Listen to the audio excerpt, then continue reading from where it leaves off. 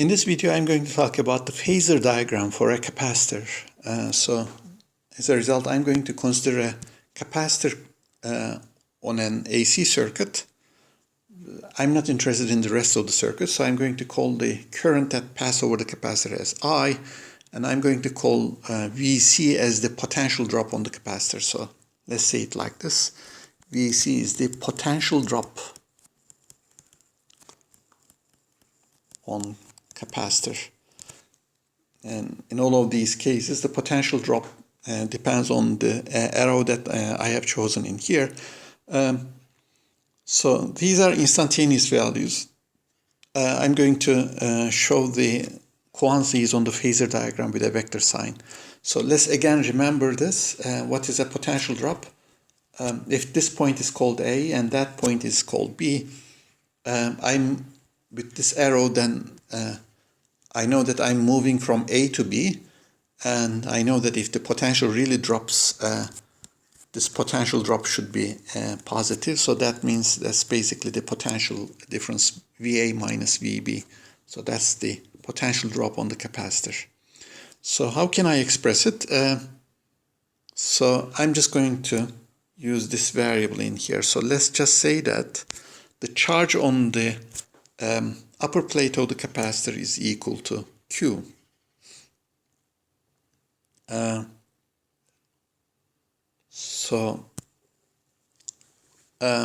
As a result, by using this arrow, we know that this current is therefore equal to dQ over dt. dQ over dt. How do I know which sign to use? Should I use a positive sign or negative sign? So in that case, we just look at these directions. So that current basically feeds the upper plate.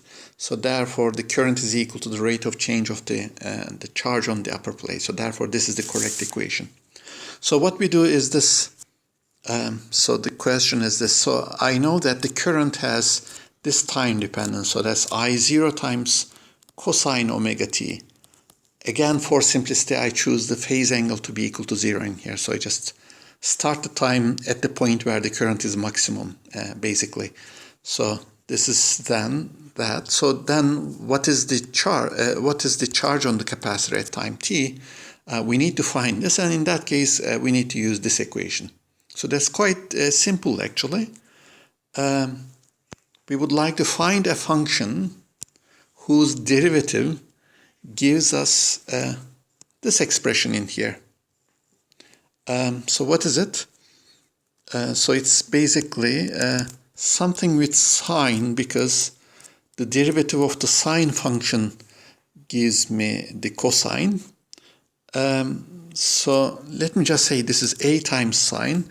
So the rate of change of the charge in that case would be omega times A times cosine omega t, which would then tell me that this has to be equal to I0. From here we find the amplitude to be equal to I0 divided by omega. Right? That's what we need to do actually. So this is actually the simplest part. So as a result, let me erase all the unnecessary parts in here. So as a result, I'm just going to write charge in here is equal to I0 divided by omega. Okay, so of course this is not the only solution. So you know that there's, I can also add a constant in here. So if I add a constant, is the time derivative of the constant gives me 0. So as a result, I get the same current. So this equation is still satisfied. However, this is actually what people call a transient solution. So if the capacitor has some initial charge, this will also affect the circuit, so it's going to change the amount of the current that's passing over it, because it also changes something. But eventually we know that if there's this kind of a charge in there, this will basically decay away once it is connected to the rest of the circuit, because it will discharge. So as a result, when time passes, if a sufficient amount of time passes, let's say more than a few time constants, in that case, that part is not going to have any effect at all on the current. So as a result, I mean, if we had these constant terms in here, we would not have this kind of a current in here. So there would also be additional terms. But we forget about these kind of effects. So we are just concentrating on the currents and the potential drops and the EMFs that have the same sinusoidal time dependence in there. And we never talk about these kind of transient effects, right? So these effects somehow, even if they are there, they will disappear eventually. So we are interested in what happens eventually. So as a result, if the current has a time dependence like that, the charge on the capacitor would have a time dependence like that. In which case, the potential drop on the capacitor, we can easily see that this is equal to Q divided by C. So therefore, this is given as I0 divided by omega C times sine omega t. All right. So then this is how we find the relationship between the current and the potential drop on a capacitor. So you can see that the potential drop is still sinusoidal, but there's a sine function now instead of a cosine. So we have to deal with that part eventually. But also it has an amplitude. So we are going to actually relate all of these together. So let's first see how to handle this sine part. Okay. So let me do it in here. So the potential drop on the capacitor is equal to I0 divided by omega c, that was the amplitude, multiplied with sine omega t. What I want to do is I would like to express this as something multiplied with cosine omega t plus some phase angle. And because I would like to find the phase difference between this and the current, right? The current is still I equals I0 times cosine omega t, and a phase angle of 0. I would like to find that difference in here, phi minus 0. Right? That's important for me because this is the phase angle that I'm going to use on the phasor diagram. So to be able to draw the phasor diagram, I need to do this. So just keep this in mind. Right? So my whole purpose is to express the sine as this kind of a cosine. Well, you know how to do this from trigonometry. So because you know that sine of omega t is equal to cosine of, sine of any angle is cosine of 90 degree minus the angle. Unfortunately, we cannot use degrees in here because omega is in radians per second. So omega t is in units of radians. So instead of 90 degrees, I'm going to use pi over 2 because I know that the 90 degrees is the same thing as pi over 2 radians. So let's just remember also this pi over 2. So in radians. So as a result in here, we just keep using the radian notation because, if I want to find, for example, the time when this potential drops becomes a maximum, I would like to, for example, make the argument to be equal to 0. So we are going to find a time like that. So in that case, I have to use this thing to be in radians. So that's what I need. All right. So I know that this sine is equal to cosine. So I'm halfway there actually, but the argument of the cosine should be omega t plus something. Unfortunately, this expression that I have obtained has a minus sign in front of omega t. Okay, so this is that part that I'm dealing with. So let's just do it like that. So this is, therefore it is cosine of, there's an extra minus sign in here. So that's omega t minus pi over 2 multiplied with minus 1 is the argument of the cosine. And the next thing is, of course, I know that cosine is an even function. So that means cosine of minus theta is the same thing as cosine of theta. So as a result, this minus sign, I can take it out. So therefore, I get cosine of omega t minus pi over 2.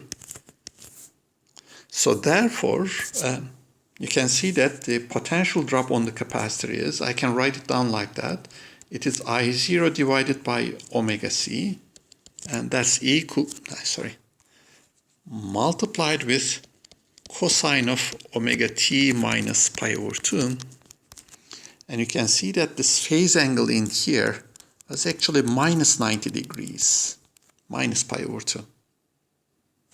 Right? That's going to be shown on the phasor diagram. So I'll just draw the phasor diagram in here. So that's the x-axis, that's the y-axis. So first I draw the current.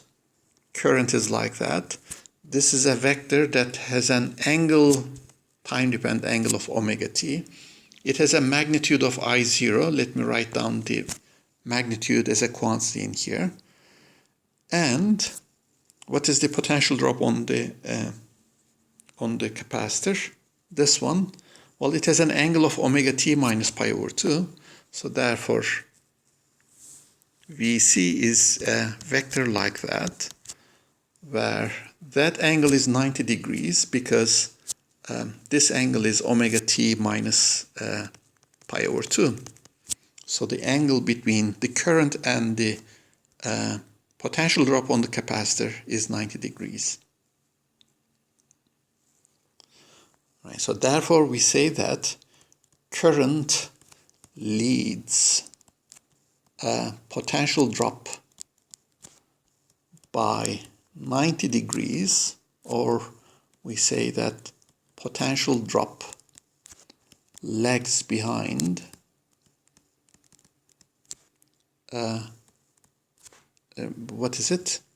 lags behind current by 90 degrees. So there is a 90 degrees phase difference between current and the potential drop. Okay, so the next thing is the power. So I'll just start with, sorry about this. The next thing is the amplitude, sorry. So the amplitude of this thing is I0 divided by omega c.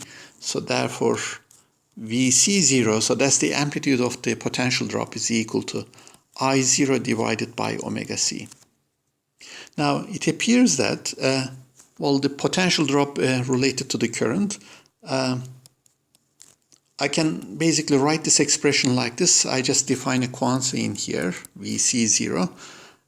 This Xc is called the reactance. And people usually call this as the capacitive reactance.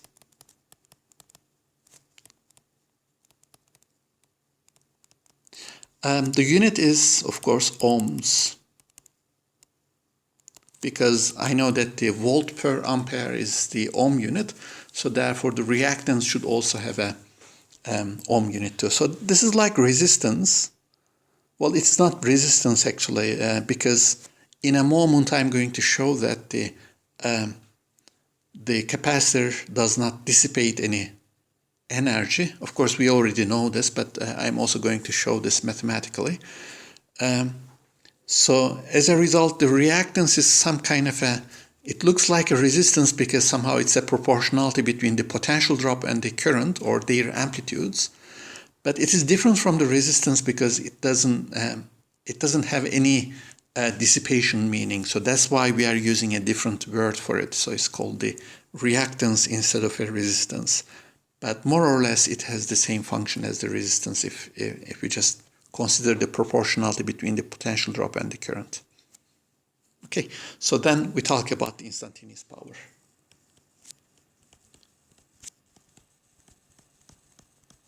Instantaneous power of energy that goes into capacitor. So that energy is, I'm going to write P in here. So this is P of t. It's a function of time. So that's why it is instantaneous. So that's the current multiplied with the potential drop. So it's I of t multiplied with Vc of t. So the current was equal to I0 times cosine omega t. And the potential drop was I0 divided by omega c. It was sine of omega t, so I'm going to use this one in here because this is kind of easier. So you can see that the instantaneous power is I0 squared over omega c, and then sine multiplied with cosine, so therefore this is 1/2 of sine of 2 omega t. So that's the instantaneous power. of energy that goes into the capacitor. So if you draw the instantaneous power versus time graph, it has a graph like that. So as a result, it is positive at some times, but it's negative some other times, and so on. So it has a maximum value, which is positive, and a minimum value, which is negative, and it's exactly equal to the positive value. It's given by that expression. So as a result, if you talk about instead of the instantaneous power, the average power, so I'm going to show this with P bar. So that's basically the maximum value of the power plus the minimum value of the power divided by 2. If you just remember, this was just the arithmetic average of these two values. But in that case, you can easily see that these two maximum and the minimum values are exactly opposite to each other. So the average power of energy that goes into the capacitor is equal to 0. That's very easy to understand. Whatever energy that goes into the capacitor eventually comes out later. And then same amount of energy that goes into the capacitor again and comes out again, and so on. So as a result, if you just consider the net effect or the average effect of all of these, this becomes 0. So the net effect is that there is no power that goes into. So you can also think of it like this. So the potential energy of the capacitor is Q squared divided by 2 times the capacitance. So remember, Q was I0 divided by omega sine of omega t, or something like that. That's not that really important. So that's I0 squared divided by 2 omega squared times c, and then sine squared omega t. In any case, capacitor has some energy in it, and this energy somehow is changing with time. The energy on the capacitor is changing with time. But in any case, it never increases indefinitely. So as a result, it just goes around some between two fixed values. So as a result, you can see that the power of energy that goes into the capacitor is this rate of change. Let me write it in a different place so that you can see it clearly. So the instantaneous power is equal to the rate of change of the energy of the capacitor, because energy of the capacitor changes with time, so therefore there is always a power that goes into it and that comes out of it.